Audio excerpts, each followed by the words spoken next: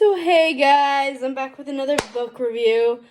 Even though I probably, since I'm not going to be uploading it on Thursday, since I already spoke about it in another video. I'm not going to talk about it this week. Well, I am on Sunday.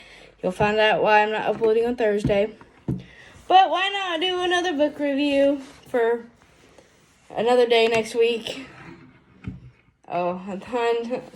Never mind. Anyway, so yes, I got more Fear Street books for you guys. I know you guys are like, why can't you ever read anything else? I promise, there are other books coming that are not Fear Street. I just need to read them. I just find Fear Street is just super easy for me to read. And thanks to R.L. Stine, I can read again. Or not again. I can read. Because I had a hard time reading back when I was in school. So he really helped me get through my reading disability a little bit. I mean, I still have dyslexia, but he really helped me out. Sorry, I keep getting distracted. I keep seeing like what I think is a light, but it's probably just like the sun going down or something. I keep thinking my dad is almost home. But anyway, I'm sorry guys. I know I'm distracted. I'm a little nuts. Anyway, so I got three Fear Street books here. One of them is a saga, but the other two are not in the saga. So the first one is called House of Whispers. I love the art of this. That woman on the cover is actually really pretty, but she's super evil. So it's basically about Amy Pierce, who goes and visit her cousin Angelica. I kept calling her Angela. It's Angelica. She went to stay with her cousin Angelica Fear, basically the street that Fear Street is named after, because her father was injured or something in the war, and her mom went to go and help take care of him, and he was also very sick in the book. So I do remember that. I mean, I remember this book. It was really good. It had a lot of different things that you wouldn't expect from a Fear Street book. So I really enjoyed this book. And my cousin is like, they're all the same. And I'm like, have you ever opened a book? Have you ever read any of these stories? This one, and the ones I reviewed, I think in my last book review, that was like a saga, 99 Fear Street. Those were so different. They were so refreshing. So was this one. This one was refreshing because it's not somebody in a friend group trying to kill their friends. It was like, supernatural and paranormal and stuff like that. So if you like paranormal stuff, I would try finding this book because it was really good. I know these are kind of hard to find nowadays because they're older covers, but I wouldn't be surprised if R.L. Stine redoes the books like this. Like this one's like redone, the cover. Actually, I think this one's like a new one. This one I think is actually an old one, just redone. But I could be wrong on that. I know for sure that this one's brand new. Like, he just wrote this one. But yeah, we'll get to this. Who Killed the Homecoming Queen? So, I'm a little disappointed in this one, honestly.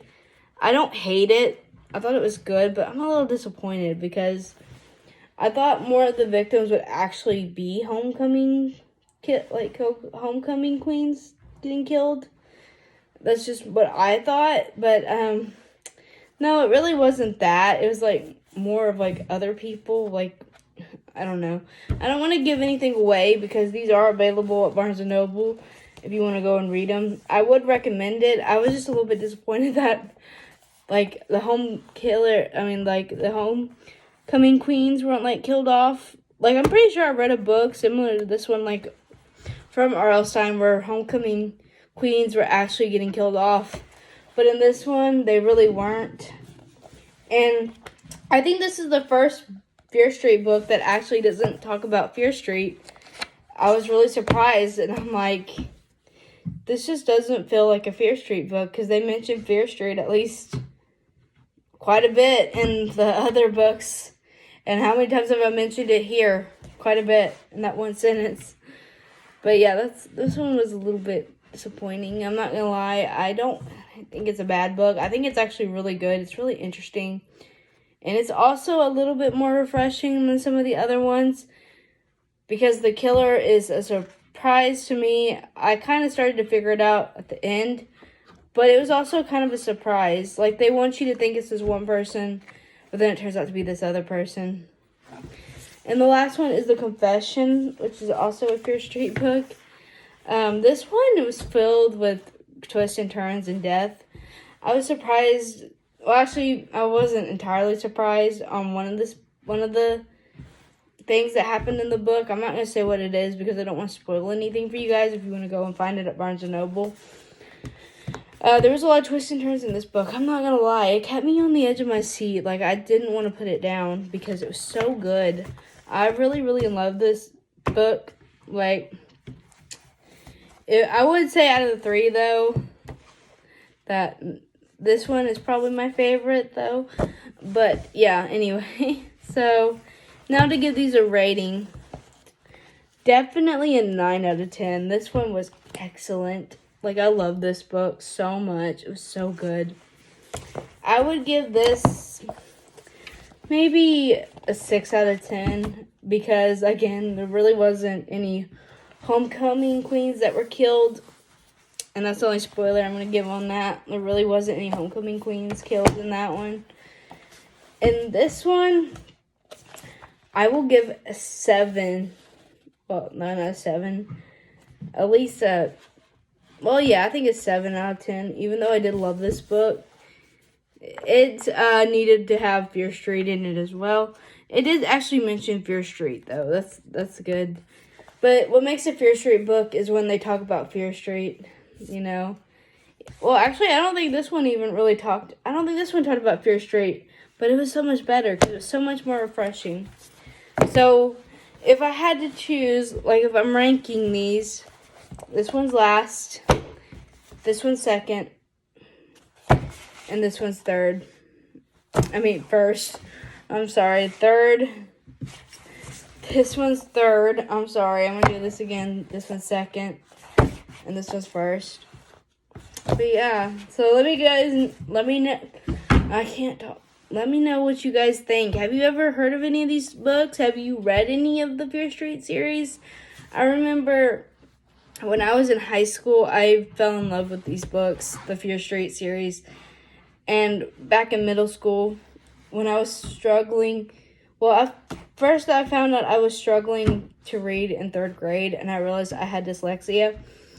But when I was in middle school, I was struggling to read, and Goosebumps really helped me out a lot, and I will be forever grateful for R.L. Stine. And when he's gone, at least we'll have his books. I'm going to be sad when he's gone, honestly. I'm going to cry when he passes away, which I'm not going to think about. He's going to live for another 20 years. Just watch. He's probably a vampire. I want to be positive. I don't want to think about that right now. But yeah, his books really helped me out.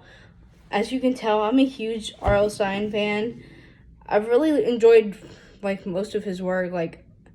I think this one is the first time in a while that I've been disappointed. Some of the Goosebumps books, some of the endings, I was kind of disappointed on the endings. But other than that, I've really enjoyed his work. I'm not very picky when it comes to books, really. Unless it's sci-fi or something. I'm not really a big fan of sci-fi or scientists, sciencey things. I shouldn't say scientists, sciencey things. I'm not really interested in that. But anyway, I've done enough rambling. I already made a 20-minute video of just me rambling. So I'm sorry, guys, but yeah, he really helped me out. That's why I still read him. That's why I still love reading his books. And this is actually the first time I read any of these. Some of the books that I have, the ones that I've read already, some of them I've already read before, and then some of them I've never read before. The 99 Fear Street, I've never read that one before. I have read The Cheater before. That one was a good book. I really want to find the Broken Hearts Club That book was amazing. I remember loving that one so much. And Lights Out. Oh my god, that book was so amazing too. I need to find those books. Those were really good books. One of them I know is a Fear Street book, and I don't know about the Broken Hearts Club. I think it's Fear Street.